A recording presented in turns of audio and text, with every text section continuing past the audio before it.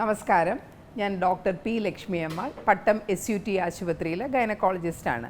ഞാൻ വളരെ ലളിതമായ ഒരു കാര്യത്തെപ്പറ്റിയാണ് ഇന്ന് സംസാരിക്കാൻ പോകുന്നത്.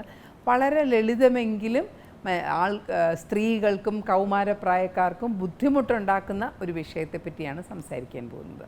നമുക്ക് സ്ത്രീകൾക്ക് മാസാമാസം വരുന്ന ഒരു ബുദ്ധിമുട്ടാണ് ഈ മാസമുറ എന്ന് പറയുന്നത്. ഒരു 4-5 ദിവസം രക്തസ്രാവം വരുന്ന മാസത്തിലെ ആ ദിവസങ്ങൾക്ക് വേണ്ടി ഒരു പ്രത്യേക കരുതൽ തന്നെ സ്ത്രീകൾ ചെയ്യാറുണ്ട്. അവരുടെ പ്രധാനപ്പെട്ട പ്രശ്നം, അതും ചെറിയ കുട്ടികൾക്ക്, സ്ത്രീകൾ സാധാരണ അതുമായിട്ടൊക്കെ അഡ്ജസ്റ്റ് ചെയ്തവർക്ക് അറിയാം അതെന്ത് വേണം, എങ്ങനെ വേണം എന്നൊക്കെയുള്ളത് അറിയാൻ പറ്റും. മാതാപിതാക്കളോ അല്ലെങ്കിൽ നമ്മുടെ സ്കൂളിൽ അധ്യാപകരോ ഇത് പറഞ്ഞു കൊടുക്കുന്നുണ്ടെങ്കിൽ കൗമാരപ്രായക്കാർക്കും അതിൽ നിന്ന് ഒരു രക്ഷ തന്നെ കിട്ടും. പക്ഷേ പലപ്പോഴും ഇതിനെപ്പറ്റി ഒരു നല്ല ബോധം കുട്ടികൾക്കില്ല എന്നുള്ളതാണ് ഞാൻ മനസ്സിലാക്കിയിട്ടുള്ളത്. ഒരു സാധാരണ രക്തസ്രാവം വരുന്ന കുട്ടികൾക്ക് ഇതൊരു വലിയ പ്രശ്നം ഉണ്ടാവാറില്ല.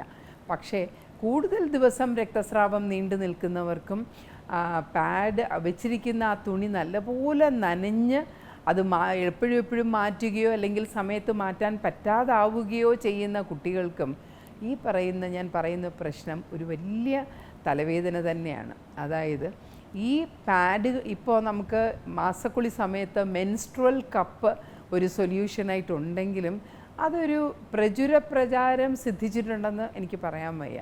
കാര്യം എന്നെ കാണാൻ വരുന്ന സ്ത്രീകളിൽ വളരെ ഒരു ചുരുക്കം, അതായത് ഒരു 5-10% മാത്രമേ ഈ മെൻസ്ട്രുവൽ കപ്പ് ഉപയോഗിക്കുന്നുള്ളൂ. ബാക്കി എല്ലാവരും പാഡാണ് ഉപയോഗിക്കുന്നത്. അപ്പോൾ പാഡ് ഉപയോഗിക്കുന്നതിനുള്ള പ്രശ്നം എന്താണ്? ഇപ്പോൾ പാഡ് മാർക്കറ്റിൽ വാങ്ങിക്കാൻ കിട്ടും, വളരെ വൃത്തിയുള്ള പാഡാണ്. പക്ഷേ ഈ പാഡ് വയ്ക്കുമ്പോഴുള്ള പ്രശ്നം എന്താണ്? നമ്മുടെ 2 പെൺകുട്ടികളുടെയും സ്ത്രീകളുടെയും 2 കാലിൻ്റെ ഇടയിലാണ് നമ്മൾ ഈ പാഡ് വയ്ക്കുന്നത്. മാത്രമല്ല ആ പാഡ് വയ്ക്കുമ്പോൾ തുടങ്ങി ഈ രക്തസ്രാവം വന്ന് അതിനൊരു നനവ് പറ്റിക്കൊണ്ടേയിരിക്കും. പിന്നെ ആ ഗുഹ്യഭാഗത്ത്, ആ പ്രൈവറ്റ് പാർട്ടിൻ്റെ മറ്റൊരു പ്രത്യേകത എന്താണ്? അവിടെ ധാരാളം രോമവളർച്ചയുള്ള സ്ഥലമാണ്. അപ്പോൾ രോമവളർച്ചയുള്ളപ്പോൾ അവിടെ നല്ലപോലെ വിയർക്കും. ആ വിയർപ്പ് ആ മുടി മാസാമാസം ഒന്ന് ട്രിം ചെയ്യുകയോ അതല്ലെങ്കിൽ നല്ലപോലെ ബാത്റൂമിൽ പോകുന്ന സമയത്ത് നല്ലപോലെ കഴുകി ഒരു ടവല് വെച്ച് ഉണക്കുകയോ ചെയ്തില്ല എങ്കിൽ നമുക്ക് മാസമുറ ഇല്ലെങ്കിൽ തന്നെ അവിടെ ഇൻഫെക്ഷൻ വരാനുള്ള സാധ്യതയുണ്ട്. കാര്യം കൂടുതൽ വിയർപ്പ്, കൂടുതൽ ഈ ഓയിലി സെക്രീഷൻസ്, കൂടുതൽ രോമവളർച്ച, പിന്നെ 2 കാലിൻ്റെയും ഇടയിലുള്ള സ്ഥലം അതുകൊണ്ട് നല്ലപോലെ കാറ്റും വായുവും കയറാത്ത സ്ഥലം, ഇത്രയും കാര്യങ്ങളുള്ളത് കൊണ്ട് തന്നെ അവിടെ വിയർപ്പടിഞ്ഞു നിൽക്കുകയും അവിടെ രോഗാണുക്കൾ വളരുകയും ചെയ്യും.